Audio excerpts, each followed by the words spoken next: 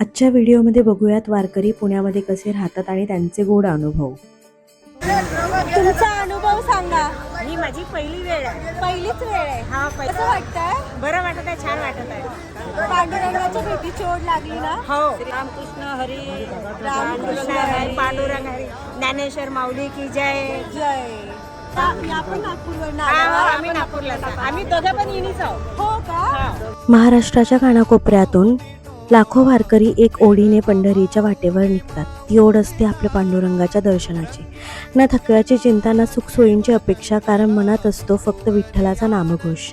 ही वारी 1-2 दिवसांची नाही, तर तब्बल 15-20 दिवसांची भक्तीची यात्रा असते.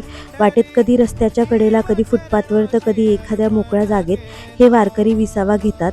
तिथे चूल मांडतात, साधं भोजन बनवतात आणि विठ्ठलाच्या नावाने प्रसाद म्हणून ते ग्रहण करतात. कारण त्यांच्या प्रत्येक घासात असतो पांडुरंगाचा आशीर्वाद. आम्ही नागपूरवरून रेल्वेने आलो पुण्यापर्यंत. आणि पुण्यापासून आम्ही आता इथे सासवडपर्यंत, आता पायदळच्या वारीत पंढरपूरपर्यंत जाणार. आता निगडीमध्ये राहिलो रात्रभर. काल संध्याकाळी आलो, निगडीमध्ये रात्रभर राहिलो आम्ही मैत्रिणीच्या मुलीकडे. आणि तिथून आम्ही आता दिंडीसाठी जाण्याकरता इकडे निघालो आम्ही. बर बर बर.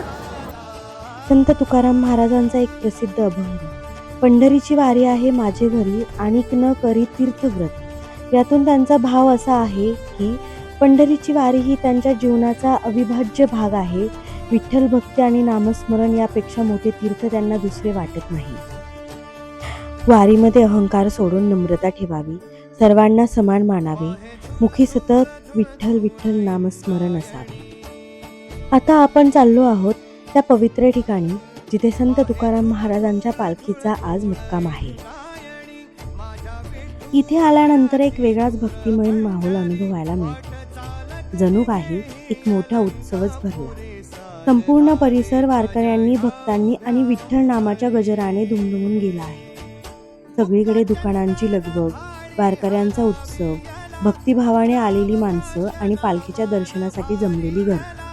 हा सगळा अनुभव शब्दांमध्ये सांगणं खरंच कठीण आहे. त्यांच्या चेहऱ्यावरचा आनंद, डोळ्यातील भक्ती आणि मुखी असलेले विठ्ठलाचा नाम हे त्या वारीचं खरं सौंदर्य आहे.